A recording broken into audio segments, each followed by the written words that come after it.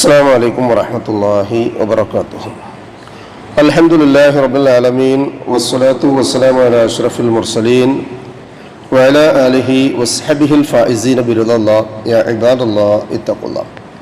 وعن أبي أمامة الباهلي رضي الله عنه قال قال رسول الله صلى الله عليه وسلم أنا زعيم وبيت في وسط الجنة لمن ترك الكذب وإن كان മാസിഹൻ റവാഹു അബൂ ദാവൂദ്.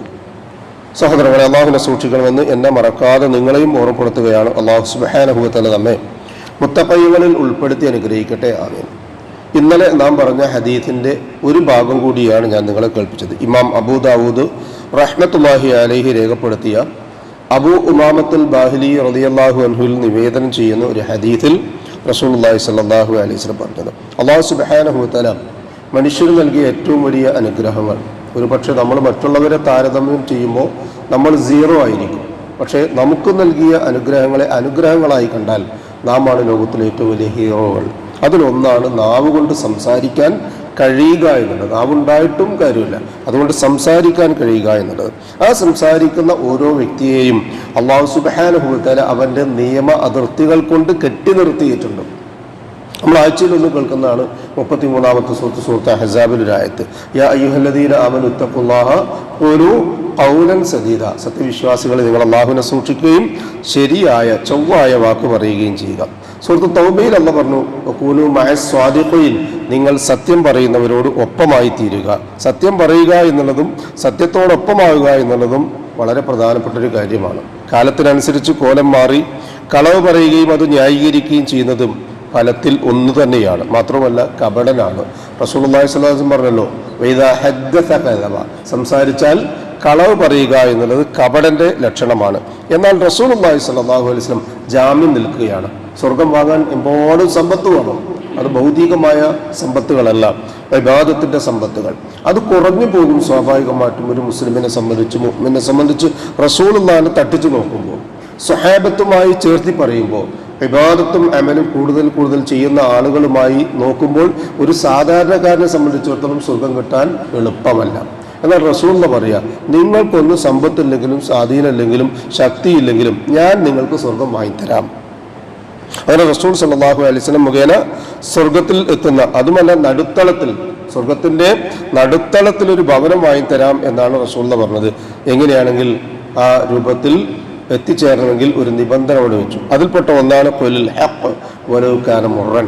ഒരു പക്ഷേ അനന്തരഫലങ്ങൾ കൈപ്പേറിയതായിരുന്നാൽ പോലും സത്യം മാത്രം പറയുക എന്നൊരവസ്ഥ ഹദീസിൽ നമ്മെ പഠിപ്പിക്കുന്നു. റസൂലുള്ളാഹി സ്വല്ലല്ലാഹു അലൈഹി വസല്ലം പറയാ, അന സഈമുൻ, ഞാൻ ജാമ്യം നിൽക്കാം, വബൈത്തിൻ ഫി വസ്തുൽ ജന്ന, സ്വർഗത്തിന്റെ മധ്യത്തിൽ ഒരു ഭവനമുണ്ടായിത്തീരാൻ, ലിമൻ തറക്കൽ കദിബ്, കളവ് ഒഴിവാക്കിയ ഒരുത്തന്. എങ്ങനെ?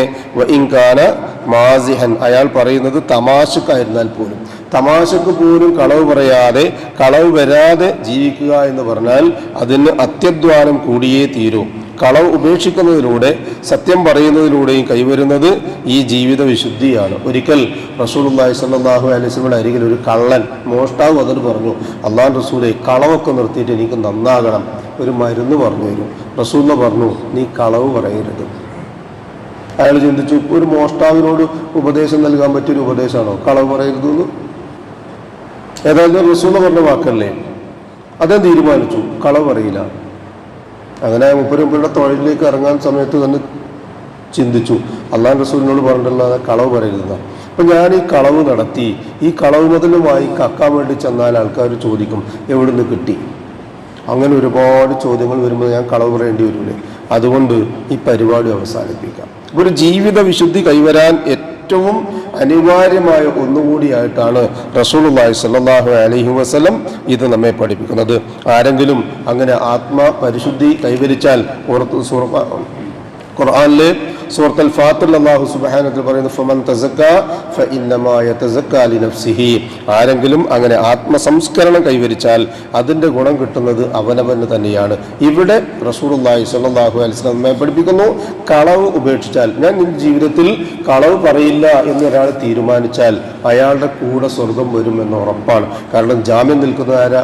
ലോക്കലല്ല, അഷ്റഫുൽ ഖൽഖ് മുഹമ്മദ് മുസ്തഫ സ്വല്ലല്ലാഹു അലൈഹി വസല്ലം, അള്ളാഹുവിൻ്റെ റസൂൽ ജാമ്യം നിൽക്കുന്ന സ്വർഗത്തിൽ പ്രവേശിക്കുവാൻ ഇനി ഒരിക്കൽ പോലും അവനവൻ്റെ നാവ് കൊണ്ട് കളവ് വരികയില്ല എന്ന്, അത് തമാശയ്ക്ക് പോലും ഉണ്ടാവുകയില്ലെന്ന് ദൃഢമായൊരു നിയ്യത്ത് ചെയ്യുക. അള്ളാഹു സുബ്ഹാനഹു വ തആല സത്യസന്ധമായി സത്യം മാത്രം പറയുന്നവരുടെ കൂട്ടത്തിൽ ഉൾപ്പെടാനും കളവെന്ന മഹാ ദോഷത്തിൽ നിന്ന് മാറി നിൽക്കാനുമുള്ള തൗഫീഖ് നമുക്ക് ഏവർക്കും നൽകി അനുഗ്രഹിക്കട്ടെ. മനുഷ്യ സഹജമായി വന്നു പോകുന്ന എല്ലാ വീഴ്ചകളും അബദ്ധവും തെറ്റും കുറ്റവും അള്ളാഹു പുറത്തു മാപ്പാക്കി തന്ന് ഇരുലോകത്തും അവ മറച്ചുവെച്ച് നമ്മെ അനുഗ്രഹിക്കട്ടെ. നമ്മിൽ നിന്നും മരണപ്പെട്ടവർക്ക് അള്ളാഹു മഗ്ഫിറത്തും റഹ്മത്തും നൽകി അനുഗ്രഹിക്കട്ടെ. അവരുടെ ബർസഖയായ ജീവിതം അള്ളാഹു റാഹത്താക്കി കൊടുക്കട്ടെ. ജീവിച്ചിരിക്കുന്നവരിൽ രോഗികളായി ആശുപത്രികളിലും വീടുകളിലും ഈ മജ്ലിസിലുമുള്ള മുഴുവൻ രോഗികളായ ആളുകൾക്കും ഷാഫിയായ റബ്ബ് ആജിലും കാമ്പിലുമായ ഷിഫയും സമാധാനവും ആഫിയത്തും ദീർഘായുസ് നൽകി അനുഗ്രഹിക്കട്ടെ. അവനവന്റെ കാര്യങ്ങൾ നിർവഹിക്കുവാൻ ആവശ്യമായ സുഹത്തും താഖത്തും ആഫിയത്തും അള്ളാഹു മരണം വരെ നമുക്ക് ഓരോരുത്തർക്കും നിലനിർത്തി തന്ന് നമ്മെ അനുഗ്രഹിക്കട്ടെ. ഉപജീവനത്തിൽ അള്ളാഹു പ്രവിശാലമായ അവന്റെ ഖൈറും ബറക്കത്തും വർഷിച്ച് നമ്മയും നമ്മുടെ കുടുംബത്തെയും അനുഗ്രഹിക്കട്ടെ. ഈമാനും ഇഖ്ലാസും തഖ്വയും ഖുശൂഉമുള്ള മുത്തഖീങ്ങളായി ജീവിക്കുവാനും ജീവിതാന്ത്യം വരെ ആ ജീവിത വിശുദ്ധി കാത്തു സൂക്ഷിക്കാനും അള്ളാഹു നമുക്ക് തൗഫീഖ് നൽകി അനുഗ്രഹിക്കട്ടെ. മരണസമയത്തുണ്ടാകുന്ന എല്ലാവിധ വിഷമവും ബേജാറും എപ്രാളവും വേദനയും മാറ്റിവെച്ച് അഫ്ദൽ ദിക്ർ ലാ ഇലാഹ ഇല്ലല്ലാഹ് എന്ന കലിമ കാമിലായ ഈമാനോടുകൂടി പറഞ്ഞ് പുഞ്ചിരിയോടുകൂടി കണ്ണടയ്ക്കാൻ ഭാഗ്യം ലഭിക്കുന്ന മുത്തഖീങ്ങളിൽ അള്ളാഹു സുബ്ഹാനഹു വ തആല നാം ഏവരെയും ഉൾപ്പെടുത്തി അനുഗ്രഹിക്കട്ടെ. ദുആ കൊണ്ട് വസിയത്ത് ചെയ്തവരുടെ നല്ല മുറാദുകൾ അള്ളാഹു എത്രയും പെട്ടെന്ന് ഹാസിലാക്കുകയും പ്രയാസങ്ങൾ ശാരീരികവും സാമ്പത്തികവും മാനസികവുമായത് ദൂരീകരിച്ച് അവരെയും നമ്മയും അനുഗ്രഹിക്കുകയും ചെയ്യട്ടെ. ജന്നാത്തുൽ ഫിർദൗസിന്റെ ഉടമകളായ അമ്പിയാക്കളും മുർസലുകളും ഔലിയാക്കളും സലഫുസ് സാലിഹുകളും സിദ്ദീഖുകളും ഷുഹദാക്കളുമുള്ള സ്വർഗത്തിൽ പ്രവേശിക്കാൻ സാധുക്കളായ നമ്മുടെ മാതാപിതാക്കൾക്കും നമുക്കും കൂട്ടുകുടുംബങ്ങൾക്കും സന്താന പരമ്പരകൾക്കും അള്ളാഹു തൗഫീഖ് നൽകി അനുഗ്രഹിക്കട്ടെ.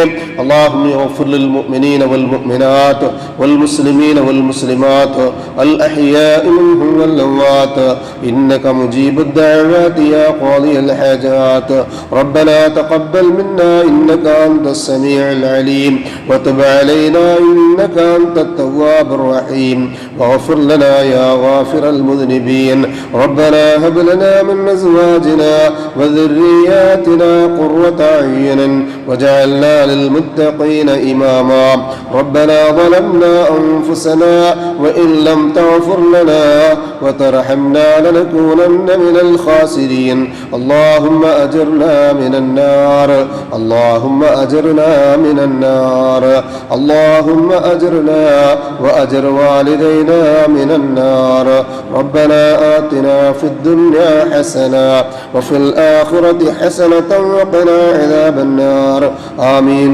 آمين آمين برحمتك يا أرحم الراحمين سبحان ربك رب العزة عما يصفون وسلام على المرسلين والحمد لله رب العالمين سبحانك اللهم وبحمدك أشهد أن لا إله إلا أنت أستغفرك وأتوب إليك السلام عليكم ورحمة الله وبركاته.